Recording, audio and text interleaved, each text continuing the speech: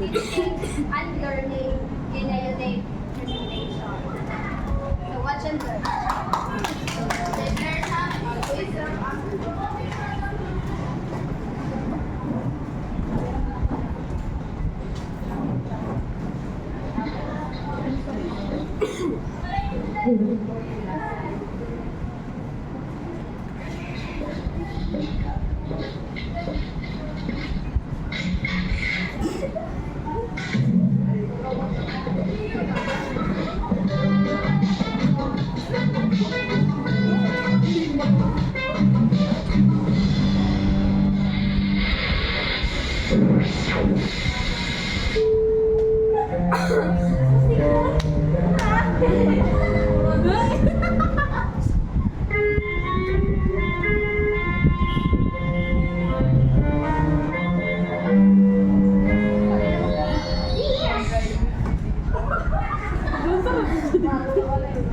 Ladies and gentlemen, brace yourself for the moment you've all been waiting for.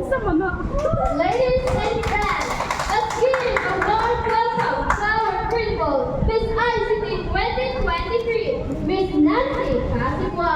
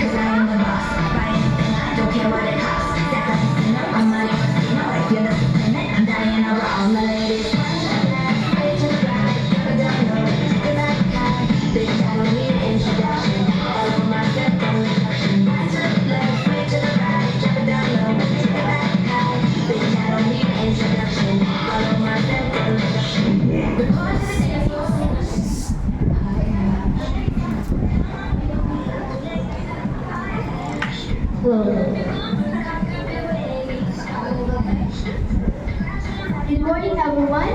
So, student infinite uses of computer and new age technology, but the teacher themselves doesn't bring it to the classroom and it works, then it fails. I am Nancy Casigua and I thank you.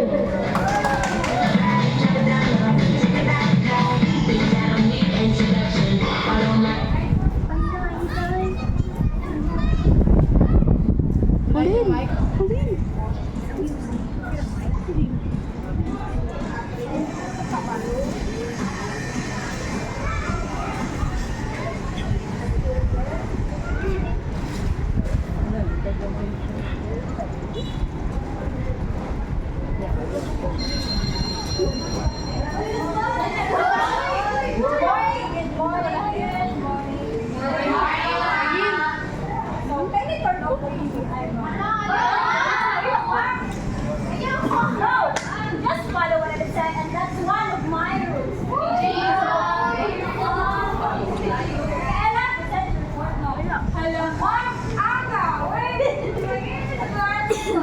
Nabilin mo na ako ang report mo kaya katuho pala yung klase kay Pakya. Wala, ilang TV naman. Ma'am, bayad rin. TV, ma'am. Pakaluma mo, kanan TV. Ano na sa pagdataw o video? Kanan cellphone na yung text ang tawag. Ay, ma'am. Dapat-dapat na sa ulo. Dapat pala prosiso sa mga gamit. Anak,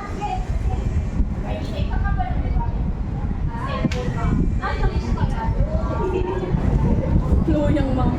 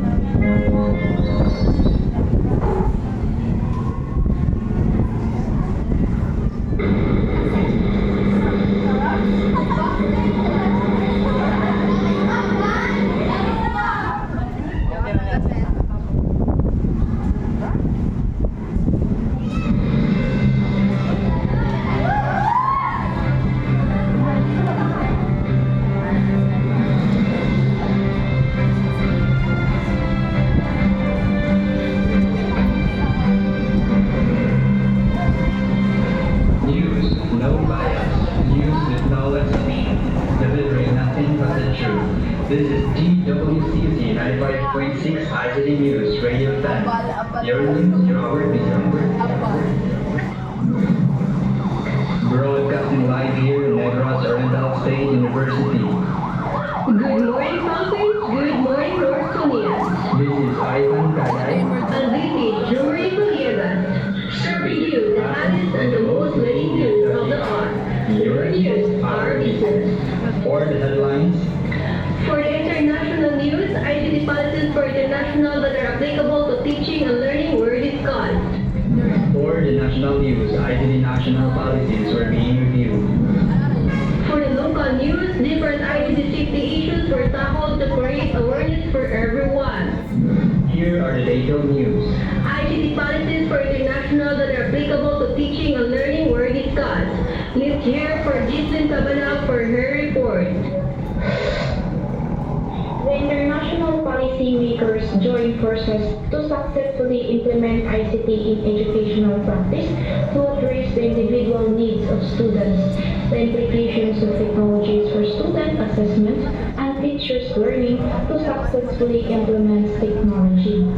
The different institutions and different countries formulate and propose policies in various forms. For further information, let's interview one of the international policy makers. Good morning, ma'am. After the taping study and joining forces with your team, what are the international policies that were successfully proposed and implemented? Actually, there are many policy themes that are commonly proposed and identified in educational technology policies around the world. In fact, the first theme is vision and planning. It is having a vision, providing a mechanism for funding, authorizing authority to lead or oversee implementation, and engaging the private sector. Next is infrastructure. It is about ensuring adequate power and providing sufficient equipment, networking infrastructure.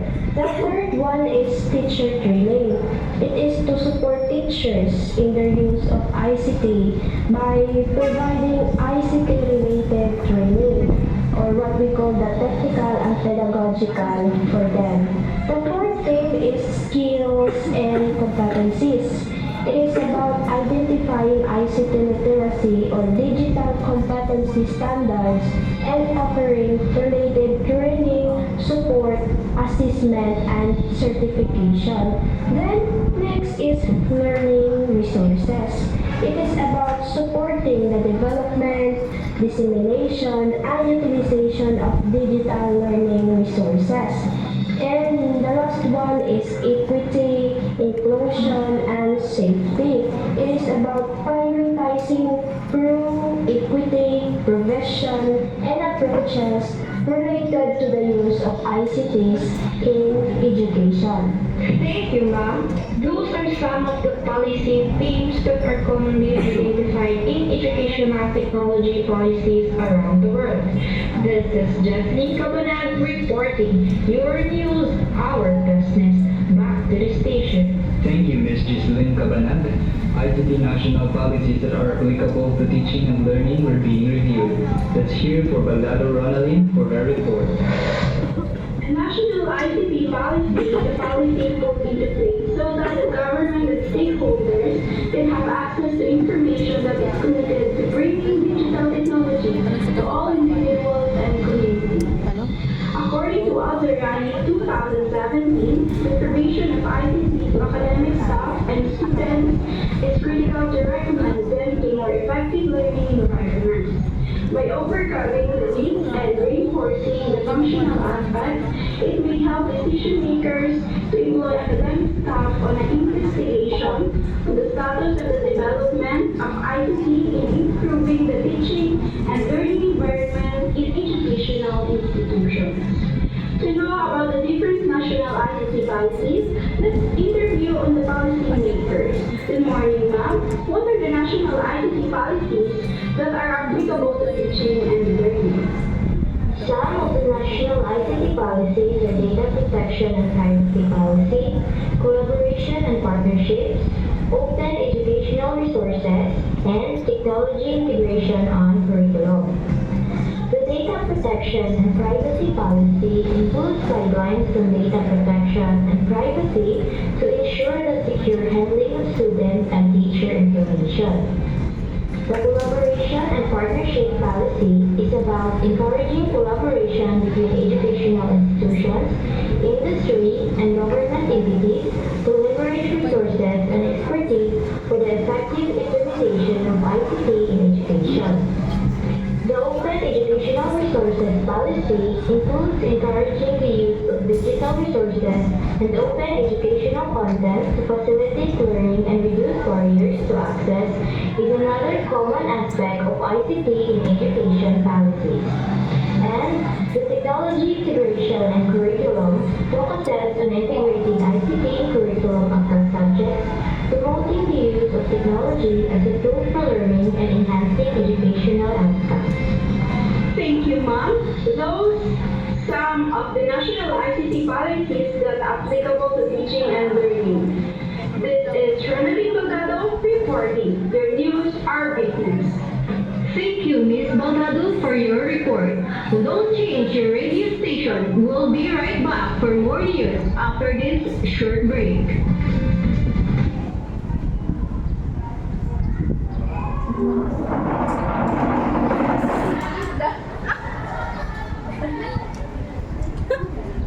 Silbi pa na.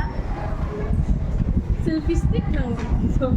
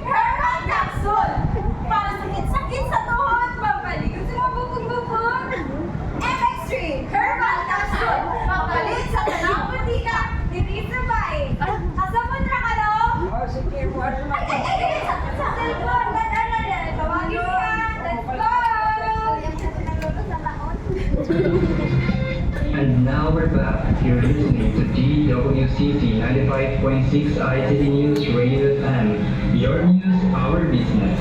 Different ICT safety issues were tackled to create awareness for everyone. Let's hear for Rosalna Sidia for her report. According to the source, one of the growing internet infestation is cyberbullying. Cyberbullying is considered as one of the safety issues in ICT. Today's children with online access and equipped with digital mobile phone or social networking account can receive cyberbullying messages anywhere at any time. This intense psychological stress of victims of bullying unfavorably affects a child's ability to concentrate on schoolworks, school lessons, or activities.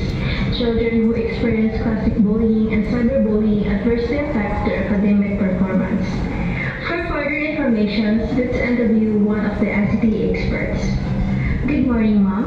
What are the safety issues in ICT that are mostly encountered with the learners and other people? Actually, one of the safety issues in ICT is cybersecurity threats. Hackers and cybercriminals pose a significant threat to the security of ICT systems. Networks and data, malware, phishing attacks, and other intention techniques can compromise the confidentiality and security and availability of information. Thank you, Ma'am. Those are some of safety in ICT that affects the teaching and learning process. This is Rosalna Sevilla reporting your news or business. Back to the station. Thank you, Ms. Rousseau, for your report. For the recap of today's hottest news. ICT policies for international that are applicable to teaching and learning were discussed. ICT national policies were being reviewed. Different ICT safety issues were tackled to create awareness for everyone. Stay connected for another news.